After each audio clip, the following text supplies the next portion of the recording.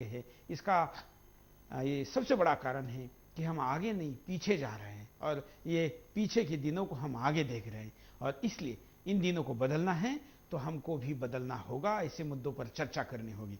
अगले कॉलर। नमस्कार। हेलो। बोलिए।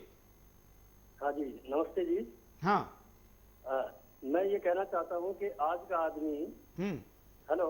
हाँ। आज का आदमी बिल्कुल खाली डब्बा हो गया है। चाहे वो ऊपर वाला हो चाहे वो नीचे वाला हो। और हमें जरूरत है कि हम लोग एक ऐसा माहौल पैदा कर रहे हैं जो बिल्कुल खाली हो चुका है। उस आदमी के लिए हम लोग एक बाड़ की तरह, मजबूत की तरह खड़े हो जाएं। बिल्कुल। और ये तभी हो सकता है जब आदमी हेलो। बिल्कुल है जी। धन्यवाद।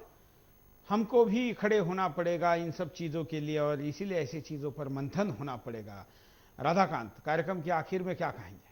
चार पंक्तियां दूंगा, फिर से उसी तरफ लौटता हूं कि दूसरों पे दोष मढ़ने की जगह हमको खुद के अंदर झांकना चाहिए। तब चार पंक्तियां निकलती हैं कि दूसरों पे उंगली उठाने की रही प्रवृत्ति स्वयं के अंदर भी झांक के तो देखते। कि दूसरों पे उंगली उठाने की रही प्रवृत्ति स्वयं के अंदर भी झांक के तो देखते। भ्रष्टाचारी अपराधियों से भी बड़े हैं दोषी, स्वार्थ व कर्तव्य बोध एक साथ तोलते।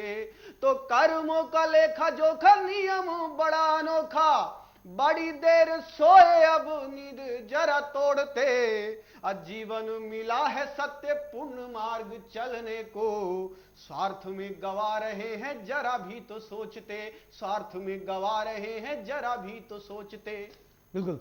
और ये भी एक बड़ा कारण है कि स्वार्थ भी हमारे जीवन के मूल्यों को, हमारे जीवन की कीमत को, इंसान के जीवन की कीमत को कम करता है। हम उपाय पे नजर डालते हैं। क्या उपाय आपने अब तक भेजे हैं? अध्यात्म देता मानसिक शांति। आज लोगों को इस भागती दौड़ती जिंदगी में मानसिक शांति की जरूरत है। इसके लिए जरूरी है कि आप अध्यात्म की ओर रुख करें। यह आपको मानसिक शांति के साथ इंसानी जिंदगी को भी समझने में काफी सहायक होता है। युवा विवेकानंद जैसे महापुरुषों से शिक्षा ग्रहण करें।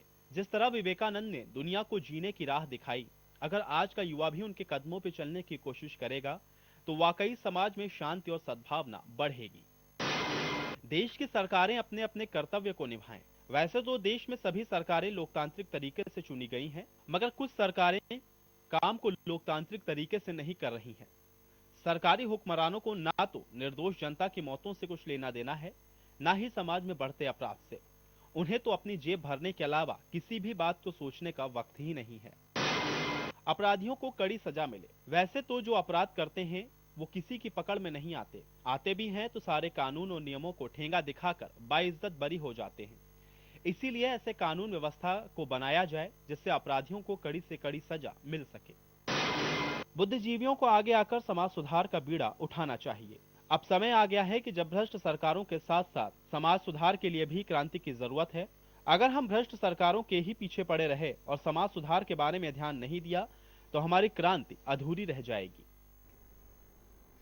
कार्यक्रम के आखिर में मैं यही कहूंगा कि आज का मुद्दा केवल डाइनिंग हॉल में बैठकर या बुद्धिजीवियों की बैठक में टेबल पर बैठकर चिंता या चिंतन करने से खत्म नहीं होगा। हमने सोचा कि ये कुछ लोग, चंद लोग इस पर किताब लिखे, फिल्में बनाए, कवि इस पर कविता करे और बाकी लोग सुने, इससे हल नहीं है। इसलिए जो इससे पीसता है, जो इसका कारण है, जो इसके परिणामों को झेलता है, वही इसका उपाय बन सकता है। इसलिए करोड़ों लोगों के सामने टीवी पर इस मुद्दे को, बहस को लेकर आए तो शायद इसका ज्यादा परिणाम होगा। लोग, आम आदमी इसमें सम्मिलित होगा और केवल सरकार के ऊपर दोष देने के बजाय हम अपनी तरफ भी देखेंगे, अपने समाज की तरफ देखेंगे। और समाज का आईना ये टीवी चैनल अगर ऐसा मुद्दा लेकर आता है तो समाज में अच्छी बहस भी शुरू हो सकती है। इसके लिए आज हमने बिंदास में ये मुद्दा रखा, अपने बड़ा बढ़ चढ़कर एक अच्छी दिशा कार्यक्रम को दी। शुरू में तो मुझे लगा था कि शायद दिशाहीन होता जा रहा है, लेकिन जिस तरीके से बाद में कॉलरों ने अपना सहभाग से इस कार्यक्रम को अंजाम तक पहुंचाया, मैं आपका आभारी हूं। राधाकांत हमारे साथ जुड़े हैं, उनका भी मैं आभारी हूं। आप सारे दर्शकों का आभारी हूं।